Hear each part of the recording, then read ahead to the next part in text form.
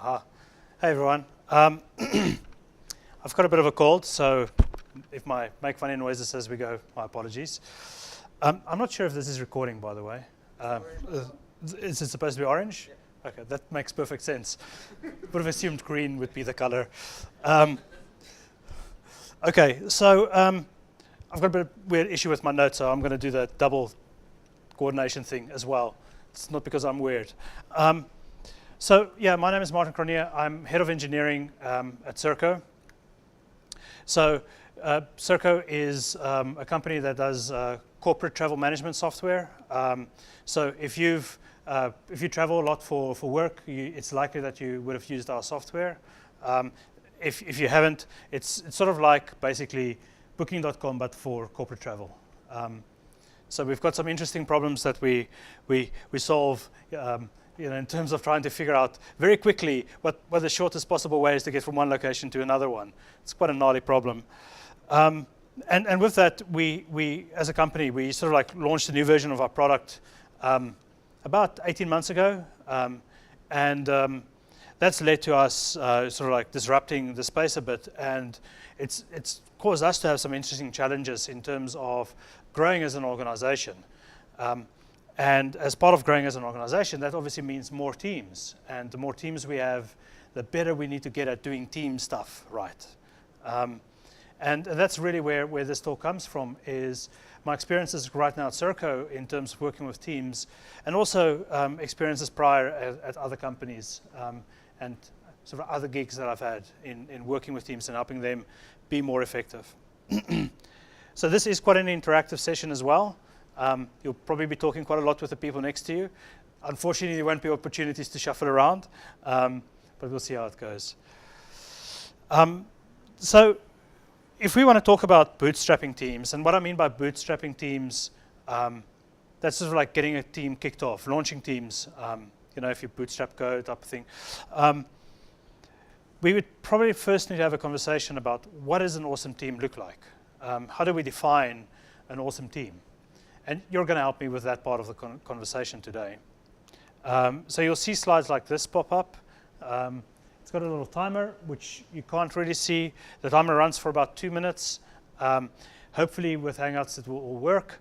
And then just have a conversation with the people sort of like sitting in your close proximity about why software teams exist. Starting right about now, I think.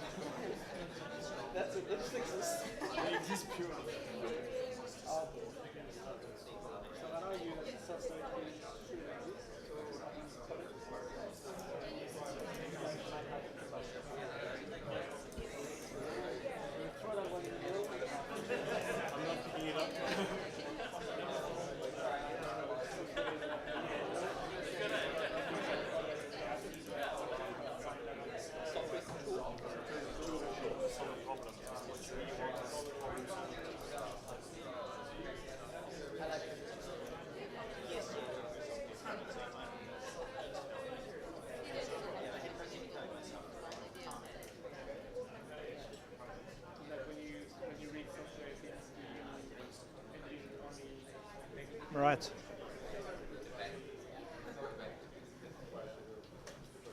Awesome. So please let me know, why do software teams exist? Because I've got no idea.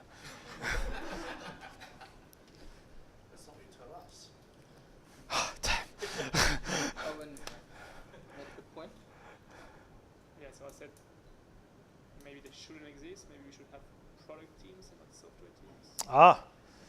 Damn, you took the punchline from my talk. So yeah, well, maybe they should be product teams. So okay, something about product-ish, yeah? Should I say? About the software team, so I wanted to say something like it exists because of to meet the organizational goal as well as it's like give and take relationship. You are also getting something. Okay. This question. I struggle to hear that. I'll try to play it back. So what I heard you say is to help achieve the organization's goals. Software team is not only the product development team, it Yeah. includes development as well as testing. Okay. So they both are actually working towards organizational objective to have a product that organization wants to have. Okay. That's why this team exists. Sure. And it is give and take relationship. Okay. So a team of cross-functional people working together to help achieve the organization's goal. Yeah? I like it. Focus people within the team to achieve those goals as well as sharing knowledge so that you've got redundancy, Okay. etc. All right. We'll get to that. Cool. Anyone else? Delivering value to our customer. Delivering value to our customer. Did you want to go as well? Teams provide like a variety of ideas as they can challenge each other, whereas one individual just will often come up with one way of solving it. Okay. So the general sentiment is aligned. Awesome. So it's that frequent delivery of software that delights our customer. And that delights our customer for me is important because it's getting the software to someone, right? And that requires more than just the engineering component of the software initiative. So now I'm going to ask you two more questions. And I think these are important questions. We'll get to something a bit later on where we talk really about bootstrapping teams. And these are two good questions to ask your team when you're bootstrapping. The first question is, again, with the people around you, what are some of the suckier things that you've experienced in teams? Like, talk about characteristics that were just not ideal. Yeah. Yeah.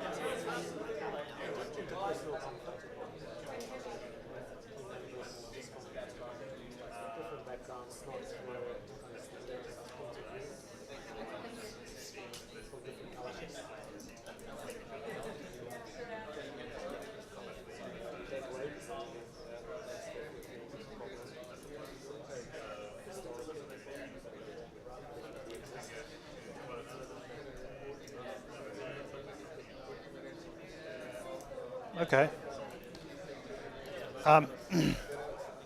I've seen a few of the conversations die down, so I'll call it. Anyone want to go? One thing I heard in the front here was key person dependencies, perhaps.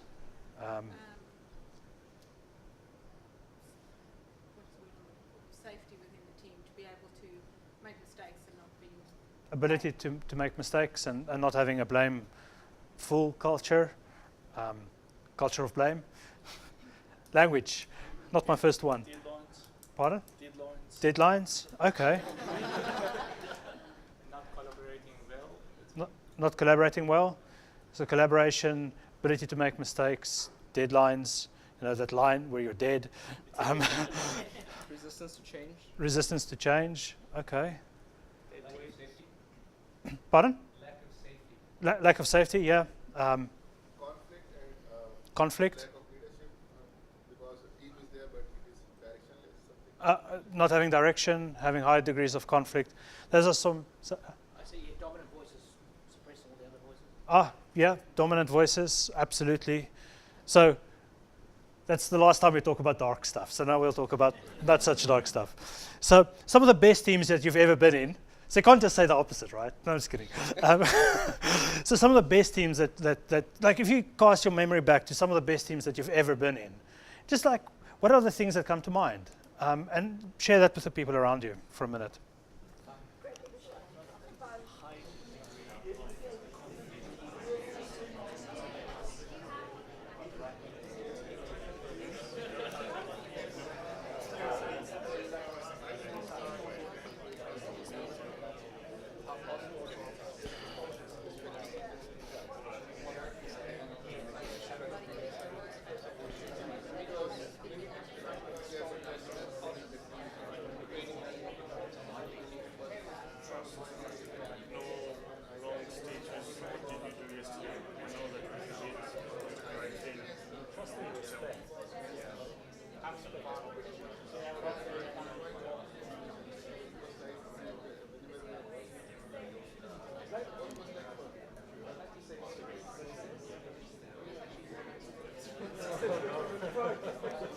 The best team I was, we were not successful for it once. Because we were direct. We had a solution.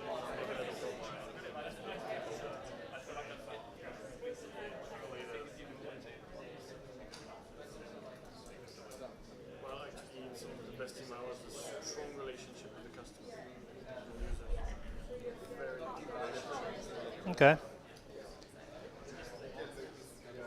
Again, it seemed like the conversation sort of like started tapering off for some.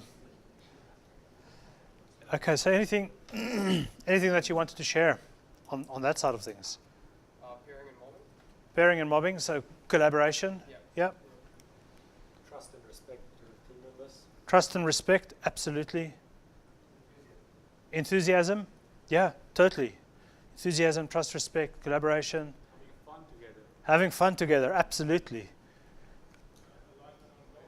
Alignment on goals, yep. Yeah. Productivity, getting shit done, yeah. It's important. Strong mentorship culture. Strong mentorship culture, yeah.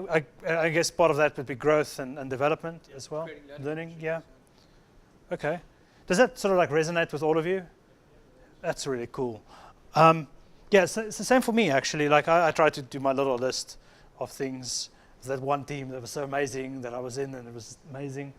And I think the one thing that was really cool for me that wasn't really mentioned yet was sort of like the way we approached quality was pretty cool. It was we had these intense debates about quality, but it was productive, and we got to really good decisions at the end of the day. And still today I can see how that product 4 years down the line is doing well as a result of those debates. So it was really cool.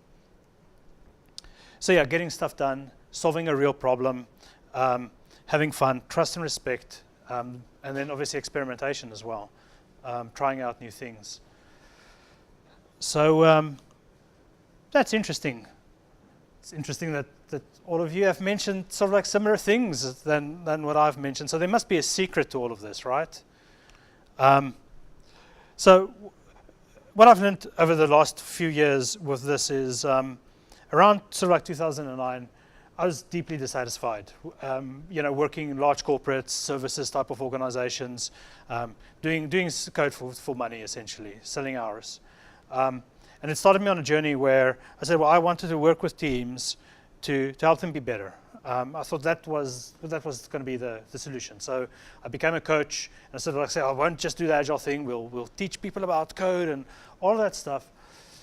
And through that journey, I worked with sort of like large startups on one side and large companies on the one side and small startups on the other, and helping them through that journey. And even though I didn't know it at the time, I started seeing a lot of recurring patterns in terms of how teams work together. Fast forward a few years, and I joined MYB as a development manager. Okay, nothing happened. I was just scared of that. 0 police coming. So I joined MYB as a development manager, and I was working with 5 teams there, but was fortunate to find myself in a sort of like organizational change improvement initiative where we looked at all the engineering teams across the organization. It's about 65 teams, and we tried to understand what are the characteristics that make awesome teams.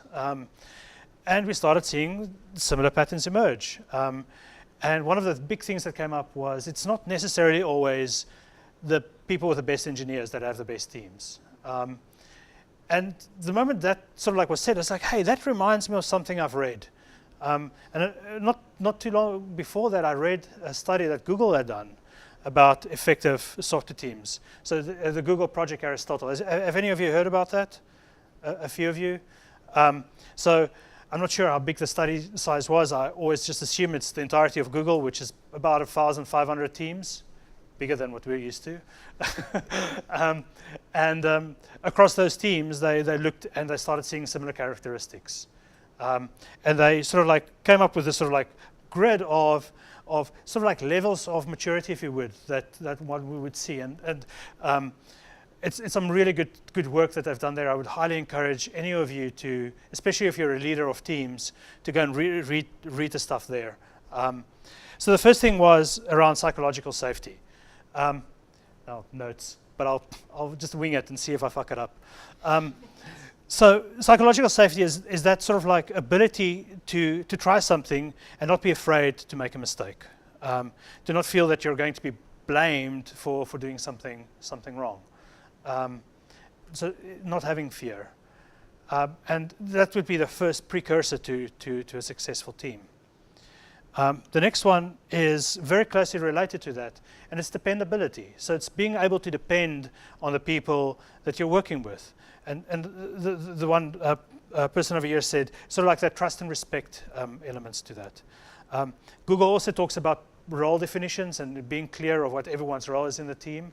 And that ties into the structure and clarity side of things, which is that it's really important for teams to have a bit of structure, a bit of process, if you would. Like everyone knows what their role is to do in the team. So even if you have a flat organization where it's completely emergent, it's still important that people are sort of like designated to fulfill certain duties. There's that whole thing, if everyone's accountable for everything, then no one's accountable for anything. The other part of that is, I think someone mentioned over here, deadlines was on the negative side. Well, actually, goals are really, really important. Having those deadlines as something that is actually a drop-dead thing is probably not what we want. But having something that we want to accomplish within a time frame with a certain amount of money is definitely helpful to helping us be innovative. That necessity is mother of invention. It really does happen there. So planning is absolutely key as well. And with planning, it doesn't necessarily mean we have to have these perfect sort of like Gantt charts with like all these dependencies. It's just like having a sequence of events that you want to execute on, that you can track what progress you have. And the more mature your team becomes, that sequence of events will be more focused around the outcomes that you're trying to achieve and the problems that you're solving. And I'll get into that in a minute. The next is around meaning. So the thing around meaning is that I think the one person over there said, meaning as it relates to the company's objectives. And it's also really important for the teams to understand how their work that they're doing on a day-to-day basis contributes to the company's goal. They're sort of like able to draw that line upwards. And that the work, because that gives them sort of like personal meaning. It means that, hey, the work that they're doing actually contributes to something greater.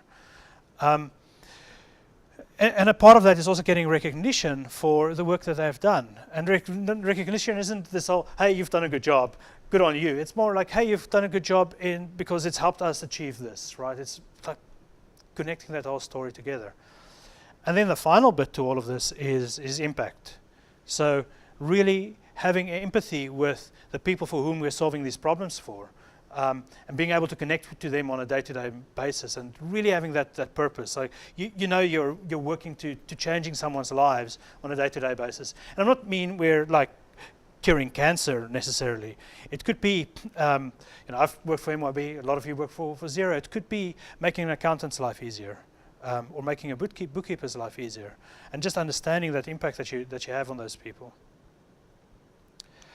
So one thing that I've seen, and I've seen a few anti-patterns, it's good to look at anti-patterns to understand how all these dynamics work as well, is the sort of like shut up and follow orders.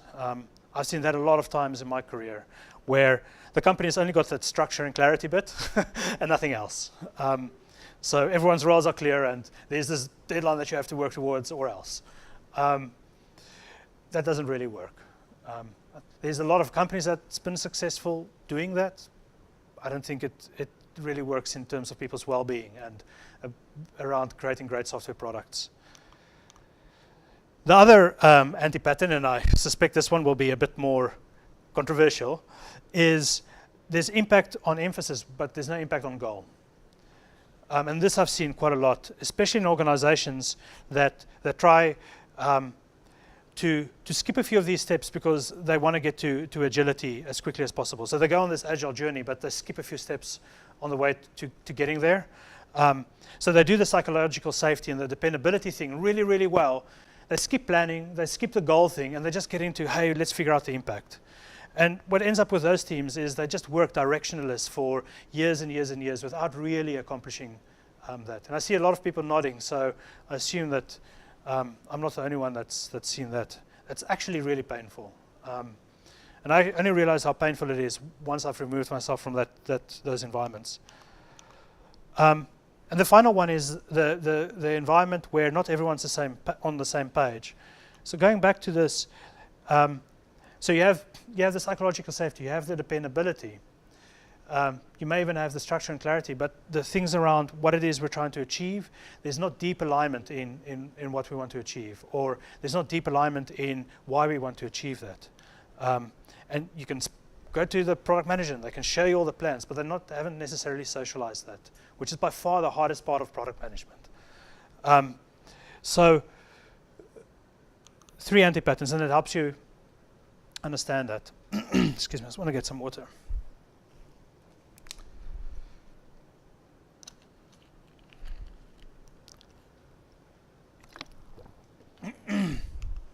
So with that, I'm going to spend a few minutes on techniques that I've used to help teams get there. And these techniques and all of these lessons, some of those anti-patterns, I was especially the last one and the one around emphasis on structure and clarity. I've surely had my hand in creating messes in that space before. So it's okay. You'll probably get some of these things wrong. But that's part of learning. And if you're lucky enough to find yourself in an environment where you're supported through that learning, then freaking awesome. So the one thing is around team formation. That is more sort of like mechanics type of stuff, and that is just that we want small, durable, cross-functional teams. With small, I mean the engineering component of the team is 3 to 5 people, period. And the larger part, which includes marketing, sales, customer support, and product management, of course, is 7 plus minus 2 people. So there's a lot of studies that look at both of those numbers. And the people that work together intensely day to day, that sweet spot is 4 people. Humans are at their best if they're solving problems together at that number. Now the other thing is you want the teams to be durable as well. So the teams should stick together for a long period of time, because every time a new person joins, you have to rebuild trust. And maybe that person may not have been in a safe environment, so they may need to feel comfortable to be a bit more vulnerable within the team, and that may be something that's new for them. So it's really important that the team should stick together for as long as possible. Not too long for it to become monotonous either. Right? It's finding that balance. And then finally, cross-functional. Cross-functional in my book isn't, we have QAs and engineers in the team. It is we have QAs, engineers, we have our platform engineers, we have our product manager, we have marketing, we have sales, and we have customer support represented in that conversation as well. Because that's truly cross-functional. It's everyone in the organization responsible to bring the product to market. And it doesn't necessarily mean those people have to be there day in and day out, especially like marketing, and if you're a marketing-driven organization, but they should be available, absolutely. Now it's no time. Let's see if I can wing it. I can't wing it, because I'm nervous now. It's not loading. So I wanted to speak a little bit about safety and dependability. And you'll just have to get the notes, and then you can rate me on how many of the ones I got right. And if it's 10 out of 10, we'll have a tasty beverage somewhere. So the first thing around safety and dependability, and this is more tips that I want to share with you as team members, but also as leaders and future leaders. It starts out with connecting to people at a human level. And we achieve that by doing human things together, right? Having lunch regularly with your team is super important. Talking about what's going on in your lives is super important. Doing something once a month or maybe once every 2 months with a team, whether it's an escape room or baking cakes or whatever it is, just doing something that's not work related, it's really going to help your team start connecting at that human level. Create an environment where people feel that they belong, and it makes it easier for them to be a family, you know. Family is a place where you belong. You don't really get along with everyone, but it's definitely a place where you belong. And then one thing I'll talk about at the end is doing something like a bootstrapping exercise where you do something like a journey map, and you talk about in there some of the highlights and the lowlights of your life. And a few times I've done that, as uncomfortable as it is, there's sometimes there's a bit of tears as well. And that's necessary to help you build that deeper belonging. The other thing that's really important here, and this is now less on the human side, but more on the day-to-day side, is that encouraging feedback on an ongoing basis. And as leaders, making yourself vulnerable to receive that feedback from your teams as well, and actively seeking it out. And saying thank you for people for giving it, even though it may have really sucked. And something that I found helpful in that is nonviolent communication. I've got sort of like a few things that you can Google afterwards. You don't have to go and read the book. It's really painful to read. But there's a few things that you can Google that will give you nice summaries. There's also Leadership and Self-Deception. It's a book that I've read that's really changed my life. Those two things together, just pure awesome. I think I've got 8 out of 8, so let's move on. Next is structure and clarity. And I'll talk about the bootstrapping a bit later, but it's having a bit of process in your team. Having a plan, spending time on planning. Having an agreed way of how we're going to work. Also agreeing on the things that we value. Creating that value system of, hey, we actually value minimizing work in progress, as an example, or we value continuous improvement. And having that values in a ranked order helps you create a value system as well, because it helps you make decisions as a team better. Structure and clarity. Role definitions, also important if you're a super flat organization and all those roles are emergent. It's still important to actually have them, to know that, hey, that's the person that's going to help us with this thing. And to have that leadership emerge from within the team as well. Pretty key. Meaning and impact, excuse me. That's something at the moment that's really important for me, and that's almost want to start off that up until this point, you've got a feature factory. As the one person said earlier, you're a software team. When you start getting into the meaning and impact space, we start becoming a product team. That's where the product manager and the rest of the business starts collaborating with us inside the team, and start driving those things out. So there, the focus would be to start connecting to the user, start understanding what it is they want, encouraging the teams to sit in user interviews, to go to those difficult customer meetings where the customer is definitely not happy about the current situation. All of us have an IPA customers somewhere. Well, except that one company. No, I'm just kidding. So those are a bit of tips, and if you afterwards you'll get the slides. You'll see a bunch of little notes inside each one of these. I didn't want you to read all of them while I'm talking. And there's loads of tips, and obviously the Google Project Aristotle stuff as well. The next one is big ugly German word. Auftragsklärung. Luckily I'm Afrikaans, so I can say it. Roughly translated, it means order declaration. You could interpret it as alignment canvas. I like using the word alignment canvas. But essentially, it is mission control. So rewind about 150, 180 years, there was Germany engaged in one of many wars, the Prussian Wars, and there was this guy called Hermann von Moltke the Elder. And he came up with this concept of mission control, which is a way of planning where we focus on the objectives that we want to achieve.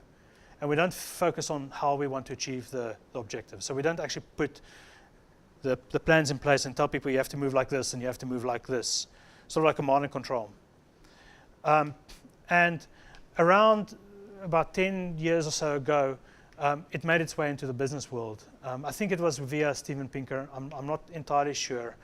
And the whole premise is that we as a team get together to get alignment on what the current state of affairs is. What is the reason we are together? Why? What is the problem that we're trying to solve? How do we know that we have solved this problem? What do we measure? How does what we're doing contribute to company strategy? And what is the things that we think we need to do in order to achieve this goal, these outcomes? And those things that we need to do aren't features. They're sort of like jobs to be done. And like last week, I did this, and we got to the output stage, and like with the one team, I just like hammered it. It cannot be features. It cannot be features. And we realized that almost half of the outcomes that we wanted to achieve had nothing to do with software engineering. It was cultural change in the way that we engage customer support. It was cultural change in the way our customers engage, customer support engage our customers, and the way their customers engaged, or they engage their customers, and giving them tooling to do that, because it's all around performance. And fixing performance would have been orders of magnitude more expensive than just helping people troubleshoot what the causes are of performance, which was amazing, actually. So aligning on what we want to achieve, I have to credit a product manager that I worked with at MYB on that. I'll put her name into the slides. And then on the other side is a tool called Liftoff, Bootstrapping Agile Teams. It's a book by Diana Larson. And what's interesting about that book, it talks about three things. Understanding a team's purpose, so it's that impact and meaning stuff. Understanding a team's boundaries, so it's also very important for the team to understand what they shouldn't be doing. And I go back to a team I was working with at MYB, where we created this micro front-end container. And we sort of like said, well, one of the things that we want to do is create an SDK that the 20 other teams could use. So awesome. And we got to the first team, and they said, like, this is too hard for us. And we said, oh, well, let's just do it for them. And then we went back to our boundaries, and we realized, hey, actually, we said that the number one thing we don't ever want to do is do it for them, because we'll have to do it 20 times over. So it forced us to sit down and really try and figure this out. And we realized that, well, if we create a template for them that they can sort of like helps them to accelerate this, then awesome. And that also helped us accelerate this, but it helped give the team much deeper identity than before. It actually forced the team to adopt an open source model within the larger organization, which is really cool. And then finally, agreement, which is getting alignment on the ways that we are working. And that's the structure and clarity stuff again. And then the one tip that I would leave with you is, again, the links are at the end. If you run a bootstrapping exercise within your team, that stuff around the psychological safety and dependability, this book doesn't really talk about that much.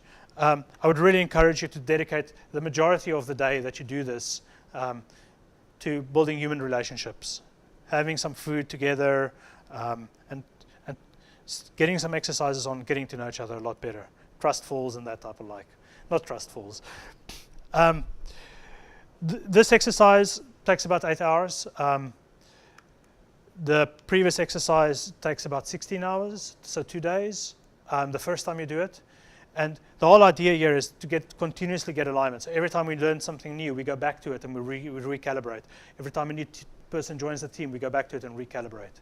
Amazing. It's like changed the way I look at software completely.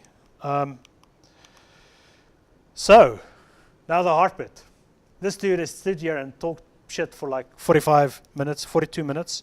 So I want you to spend just a minute or two talking to people about something that you're taking away out of this that you want to take to your team tomorrow. Because tomorrow we're working still, so go for it. Or to your next retrospective.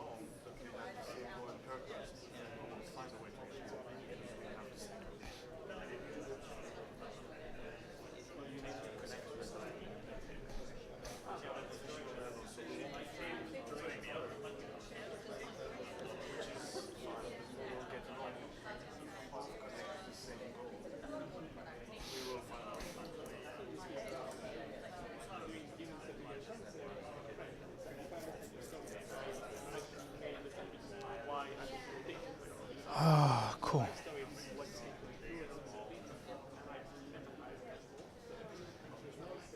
Come Aurelian. You know you want to. Cool. Thanks. So write that one thing down. So before I close off, a few resources. I didn't speak about systems thinking. But a lot of this is actually about systems thinking. And there's a really cool talk out there. You can just copy these phrases and search for them. Then there's a video on building a psychologically safe workplace. Again, you can just Google that. Google Project Aristotle. If you search that, it will be the first hit. Liftoff, Launching Agile Teams and Projects. Leadership and Self-Deception is a book on looking at humans as humans and not as objects, because that's the best way to summarize the book. Life-changing. Then, obviously, Auftragsklärung. And finally, if you search nonviolent communication and feedback, the first few hits will be good. If you search just nonviolent communication, it's a whole bunch of boring stuff, because the book is really boring. But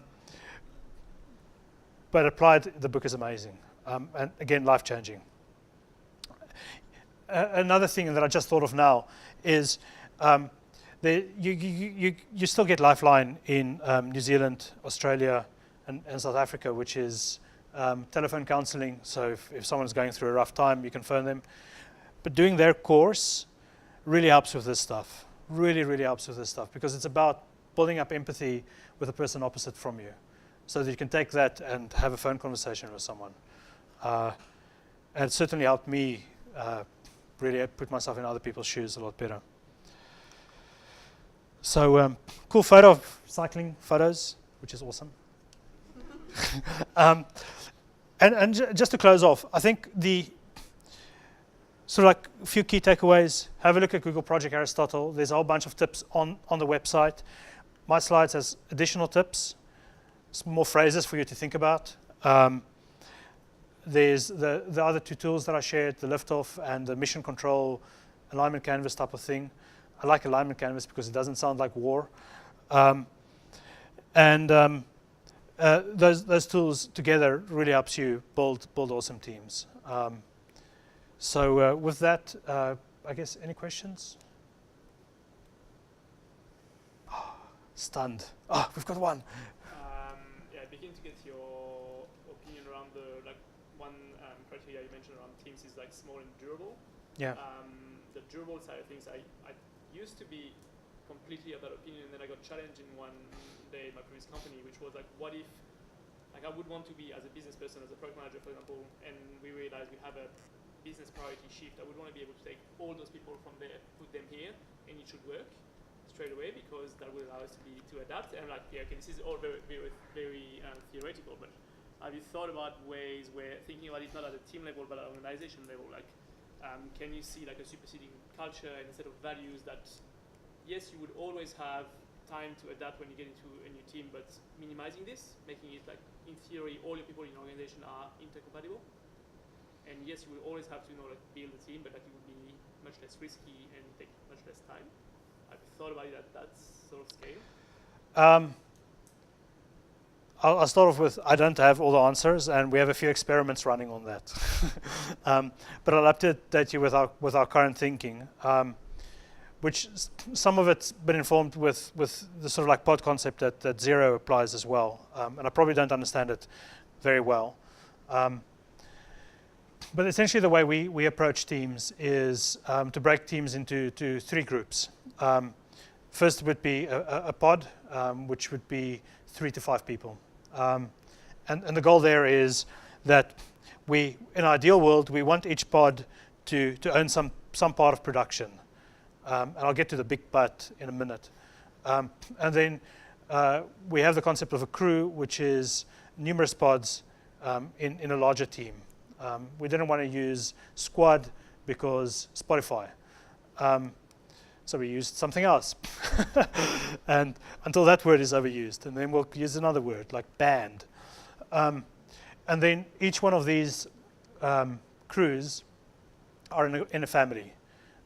So sort of like roughly we've broken up our engineering group into 5 different families.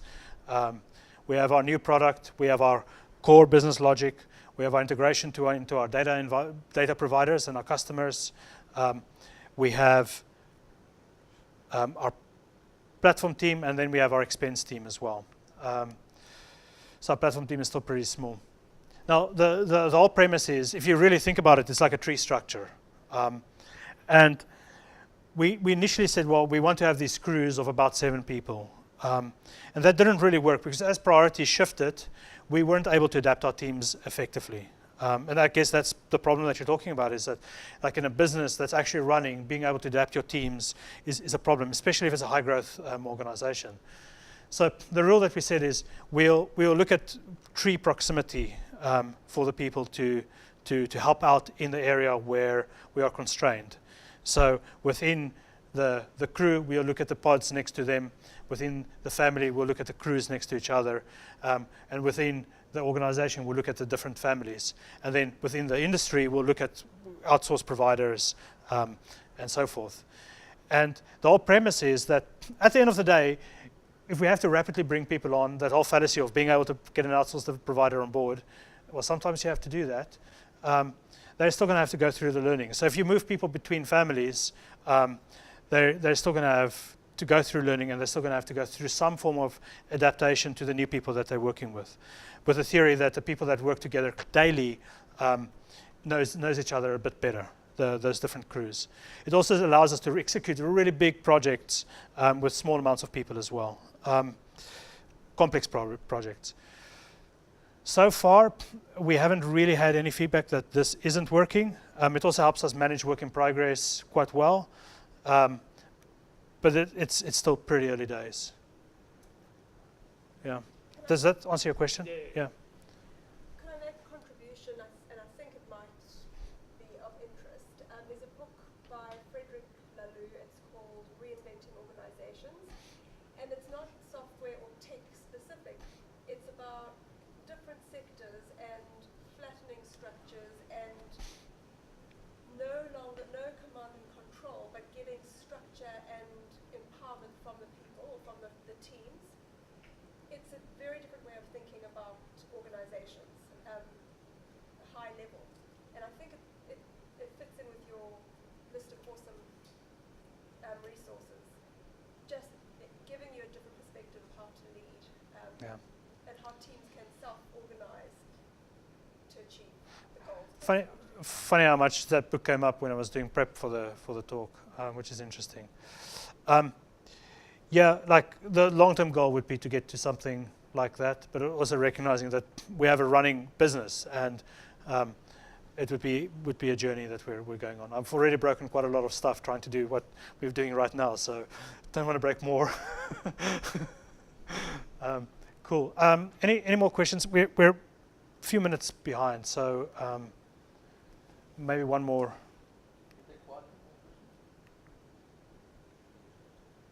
Cool. Thank you, Martin. Thanks, everyone.